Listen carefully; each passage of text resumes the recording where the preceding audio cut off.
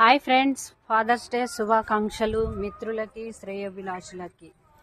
అమ్మ అనే పదం ఎవరినైనా పిలవచ్చు, కానీ ఫాదర్ అనే పదాన్ని మన నాన్న అయినా వారొక్కరినే పిలవగలుగుతాము. నాన్న అనే పదం ఎంతో అమూల్యమైనది. అలాంటి ఫాదర్స్ మాట మనం ఎప్పుడూ గౌరవించాలి, గౌరవిస్తూనే ఉండాలి.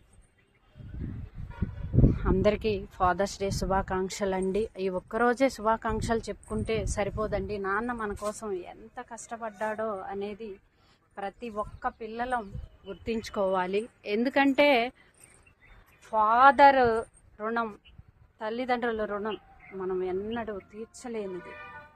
వాళ్ళ చేసిన కష్టం కన్నా మనం 2 రెట్టింపులు వాళ్ళకి కష్టం కలగకుండా చూసుకుని వాళ్ళని సుఖపెట్టి వాళ్ళ ఆనందానికి మనం కారకులవ్వి వాళ్ళ రుణాన్ని ఆ రకంగా అయినా మనం తీర్చుకోగలగాలి. చాలామంది ఈ మధ్య వృద్ధాప్యంలో తల్లిదండ్రుల్ని అనాథ శరణాలయాల్లో వదిలేస్తున్నారు. అది చాలా తప్పండి. వాళ్ళు మన కోసం ఎంత కష్టపడి ఉంటారు. ఆ కష్టాన్ని ప్రతి ఒక్కరూ గుర్తించాలండి.